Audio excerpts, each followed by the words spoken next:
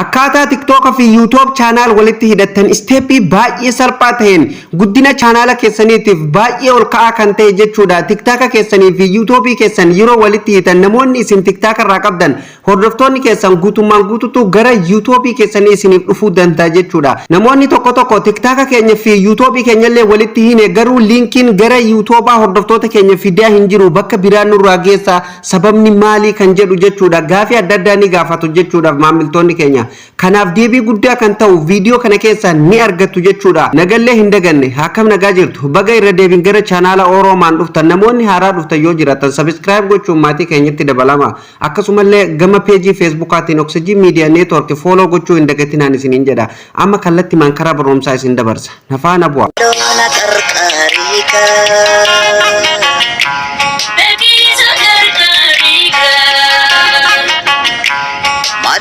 Hordoftoota keenya kabajamoo walitti deebinee jira. Aappii TikTokaatii fi YouTube akkamitti walitti hidhuu dandeenya? Walitti hidhuu ni dandeenya. Eeyyee walitti hidhuu ni dandeessan. Akkamitti kan jedhu bal'inaan waliin ilaalla. Akkasumallee linkii YouTube keessanii yeroo TikTok keessanii irratti hidhatan hordoftoonni keessan kan TikTok irraa qabdan yeroo linkii sana irra cuqaasan linkiin sun karaa biraa geessa websaayitii biraa keessa geessa jechuudha. YouTube keessanii irra hin geessu. Kanaafuu kunillee furmaata isaa viidiyoo kana keessa jira jechuudha. Maal kan jedhu immoo bal'inaan gara boodarratti kan waliin ilaallu ta'a. Kanaaf hordoftoota kiyya aappii TikTok keessa seennee bal'inaan waliin ilaalla jechuudha. Hamma dhuma viidiyoo kanatti nafaana bu'aan isiniin jedha like godhuun eegalaa viidiyoo. Tole hordoftoota kiyya aappii TikTok keessa yeroo tokkoof ni seenna. TikTok keessan keessa eega seentanii profaayila keessan irratti ni cuqaasan jechuudha. Profaayila kana gaa namni wallaaleen jiru jala kanatti gadi dhuftanii profaayila bakka jettu tanarratti cuqaastanii jechuudha. Kallatti maan TikTok keessan keessa ni seentuu jechuudha. Akkuma argitan nama TikTok keessa seenan jira. TikTokni kunilleen TikTok hiriyyaa kiyyaati follow godhaaf isiniin jedha amma banate haaraya. Kanaafuu follow godhuuf hin dagatinaan isiniin jedha. Kontaaktii keenya akkasumallee kan nama biraa waan isin fayyadu hundaa asirratti illee isiniif gaddiisaa follow godhuuf hin dagatinaan isiniin jedha. Hordoftoota kiyya eega haala kanaan profaayila keessan irra cuqaastanii TikTok keessan keessa seentanii jechuudha. Daqiiqaa muraasa keessatti walirratti hidhatuu dandeessu jechuudha. Kanaaf maal gootan asirratti dhuftanii edit profile bakka jedhu kanarra yeroo tokkoof ni cuqaastu jechuudha. Edit profile irra yeroo isin cuqaastan haala kanaan isiniif fidaa jechuudha. Waan TikTok irratti si fayyadu hunda haala kanaan qabatee isiniif dhufaa jechuudha. Kanaafuu isin kan barbaadan jechuudha YouTube channel keessanii wal qabsiisuuf jechuudha. TikTok fi YouTube channel keessan wal qabsiisuuf deemtanii jechuudha. YouTube qofaa miti aappii biralleetti wal qabsiisuu ni dandeessan jechuudha. Fakkeenyaaf Instagram wal qabsiisuu ni dandeessu jechuudha. Ani amma mee fakkeenyaaf hordoftoota kiyya YouTube channelii wal qabsiisaa jechuudha. Asirratti kun akkuma argitan amma jechuudha YouTube channel jedha jechuudha. Fuulduratti add YouTube jedha. YouTube kee add godhiinuun jedha jechuudha. Kanaafuu yeroo tokkoof irratti cuqaasnaa jechuudha. Haala isin argitan kanaan ni barbaadaa jechuudha. Ni eegganna jechuudha. Namoonni baay'een bakki itti dogongoruu asii jechuudha hordoftoota kiyya. Kanaafuu akka hin dogongorre steepii kana sirriitti hordofaa jechuudha. Dogongorri maal kan jedhu hordoftoota kiyya linkii YouTube keessanii jechuudha. Kooppi gootanii fidanii TikTok jala keessanii jechuudha. Kun immoo dogongora jechuudha. Karaa seera qabeessaatii miti jechuudha hordoftoota kiyya. Bakka birallee websaayitii biraa keessa fakkeenyaaf namoonni tokko tokko linkii chaanaala isaanii kooppi godhanii fidanii as jalatti wal qabsiisu jechuudha. TikTok jalaa wal qabsiisu jechuudha. Yeroo hordoftoonni isaanii jechuudha gara TikTokatiin dhufanii linkii sanirra cuqaasan websaayitii biraa keessa geessaa jechuudha. Kuni dogongorri isin biraa jechuudha. Kanaafuu dogongora sanirraa bilisa ta'uuf steepii kana sirriitti hordofaan isiniin jedha. Ani amma akkuma argitan jechuudha emaila kiyya kanaan keessaa qabu hundaa'uu naa fidee jira jechuudha. TikTok keessan keessanii seentanii profaayila irra ni cuqaastanii sana booda jechuudha edit profaayila irra cuqaastanii sana booda jechuudha add YouTube bakka jedhurra eega cuqaastan boodan haala kanaan fuula kana qabatee isiniif dhufaa jechuudha. Emaila isin keessaa qabdan guutummaan guutuutu haala kanaan tartiiban isiniif fidaa jechuudha hordoftoota kiyya. So kanaafuu maal godhuu qabdan jechuudha asirratti jechuudha.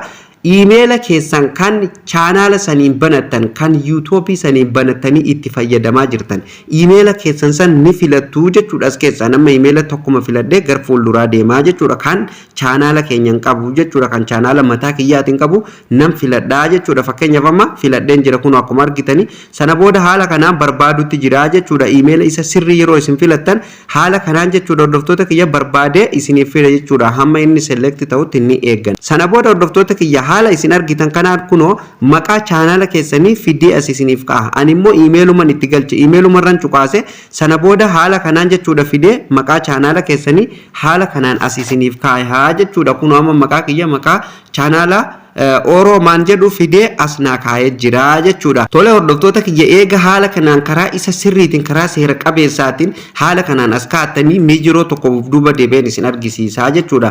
Yeroo of duuba deebinee profaayila TikTok keenyaa jala seennee ilaallu jechuudha. Mallattoo YouTube kunoo as nu teessee jirti jechuudha. Hordoftoota kiyya haala isin argitan kanaan haala ajaa'ibaa ta'een jechuudha. Asirra nuuf taa'ee jira jechuudha. Mi amma yeroo tokkoof asirra cuqaasnee yoo gara fuulduraa deemne jechuudha.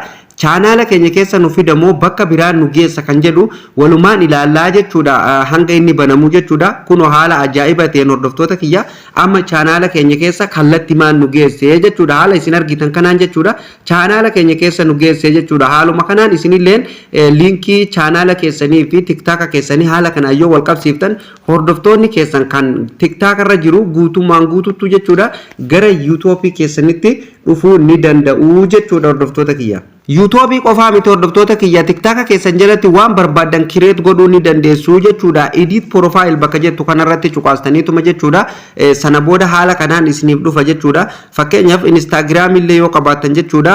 Asumaan jechuudha add Instagram tajettu tana cuqaastanii jechuudha. Instagram keessan fiddanii as kaahuu ni dandeessu jechuudha. Akkasumallee lakkoofsa adda addaa linkii Telegram keessanii waan barbaadan fiddanii as kaahuu ni dandeessu jechuudha. Fakkeenyaaf linkii adda addaa fiddanii as kaatuuf lakkoofsa keessan fiddanii asitti guutuuf bio bakka jettu kana fuul duratti jechuudha. Add bio bakka jettu kana cuqaastanii jechuudha.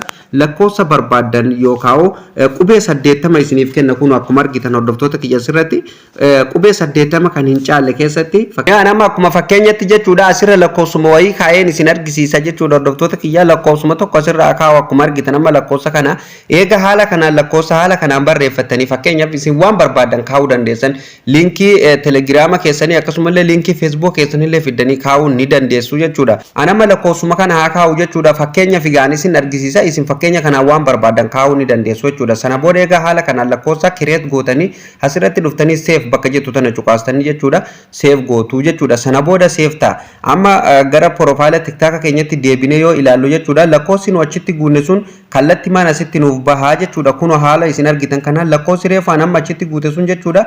Kuno haala kanaan asitti naaf bahee jira jechuudha. Isinilleen haala kanaan waan barbaadan fiddanii kaa'uu ni dandeessa. Fakkeenyaaf yoo irraa balleessuu barbaadne yoo irraa balleessuu barbaadnellee isteeppii baay'ee salphaa ta'een irraa balleessuu dandeessu jechuudha. Profaayiluma keessan jalatti deebitanii edit profile bakka jedhu kanarratti ni cuqaastanii jechuudha yeroo tokkoof. Sana booda haala kanaan isiniif dhufaa jechuudha. Asirratti gadi buutanii bakkuma kanatti deebitanii sana booda lakkoofsa kana guutummaan guututu cancel irraa gootanii jechuudha. Deebitanii asitti save bakka jettu tana tuttanii save gootanii jechuudha. Akkasumallee YouTube kana linkii biraa itti qayyaruu yoo barbaadan jechuudha. Linkii kana miti kan biraa YouTube biraa itti jijjiiruu yoo barbaadan linkii kana irraa baasuu asirraa TikTok kanaan addaan baasuu yoo barbaadan kanaafuu maal gootan jechuudha. Isuma kanarra yeroo tokkoof gadi cuqaastu jechuudha. Bakkuma maqaan chaanala keessanii jiru kanarra yeroo tokkoof haala kanaan kilik gootu jechuudha. Sana booda haala kanaan fuula kana qabatee isinii dhufa.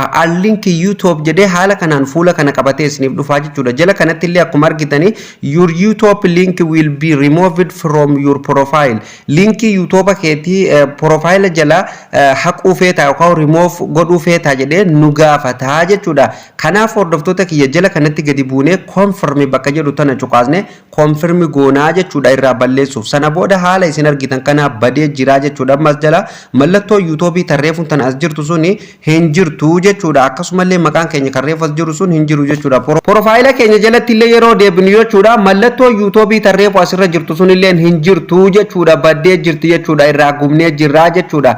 Haala kanaan jechuudha YouTube keessanii fi akkasumallee TikTok keessan wal qabsiiftanii isteeppii baay'ee salphaa ta'een jechuudha. Hordoftoota gara TikTok'tti qabdan gara YouTube keessanitti waamuu ni dandeessu yookaan affeeruu ni dandeessu jechuudha. Linkii YouTube keessanillee jechuudha karaa salphaa ta'een jechuudha TikTok keessanii wal isiniif qabata. Yeroo hordoftoonni keessanirra cuqaasanillee websaayitii biraa keessa tokko hin geessu jechuudha. Kallattii YouTube channel keessan keessa geessuu danda'a jechuudha. Akkasumallee YouTube qofa osoo hin taane linkoolee social media qabdanii fiddanii as jala galchuu ni dandeessan. Akkamitti akka irraa gubdanillee isin argisiise, akkamitti akka itti wal qabsiiftanii fi lakkoofsa dabalatallee akkamitti akka irratti guuttatan hunda isaa'u isin agarsiise jechuudha hordoftoota kiyya. Egaa viidiyoo kanarraa bakki isiniif hin galin hordoftoota kiyya yoo kan jiraatu ta'e komantii jalatti jechuudha yaada keessa yoo naaf barreessitan kan keessummeessu tahaa jechuudha. Egaan hordoftoota kiyya kabajamoo baroomsa irra isiniif qabadee dhufelleen jalqaba kaafnee kan hanga ammatti waliin ilaalle kana akka isin gammachiisuu fi akka warraa baratan illee abdiin qaba. Maarree isinillee viidiyoo kana ilaaltanii eega xumurtanii hordoftoota kiyya chaanaala kana subscribe gochuun maatii keenyatti dabalamaa isiniin jenna. Akkasumallee viidiyoon dabalataa ofii isaatiin wanti nu gadhiifnu guyyaa guyyaan akka nama hunda dura isin bira geessuuf mallattoo notification irra kaa'uu hin dagatinaa isiniin jenna. Viidiyoon kun illee yoo isinitti tole like godha, hiriyoota keessaniif share gootanii wal biraan ga'uu hin irraanfatinaa isiniin jenna. Bakka viidiyoo keenya irraa isiniif hin galin komantii jalatti nuuf barreessa. Warreen hanga ammatti baroomsi keenya isin jala darbe jechuudha. Mata duree viidiyoo jedhu kana irra cuqaasuun viidiyooleen barnoota baay'eetu as keessa jira jechuudha. Dhibbaa oltu as keessa jira. Kanaafuu waan bilbila keessan yookaan sooftiweera bilbila keessaniitiin wal qabatu hundaa'u jechuudha. As keessaa qabiyyee keenya keessaa ni milkooftu jechuudha. Akkasumas warreen gara peejii Oxygen Media Network jalaan hordoftan illee follow gochuun maatii keenyatti dabalama isiniin jenna hordoftoota keenya. Akkasumas kontaktii keenya hundaayyuu jechuudha. Hiriyoota keessan beeksisuu hin dagatinaa isiniin jenna hordoftoota kiyya. Linkii chaanaala keenyaa kanallee hordoftoota kiyya akkuma ofii irraa baratan obboleeyyan keessanis haa irraa baratanii copy link godhuudhaan jechuudha. Waliif raabsuu hin dagatinaa isiniin jenna linkii chaanaala keenyatti. Barnoonni irraaf isiniif qabadhelleen asumarratti kan xumuramu ta'a. Barnoota yeroo itti aanutiin hamma walitti deebinutti turtii gaarii qabaadha.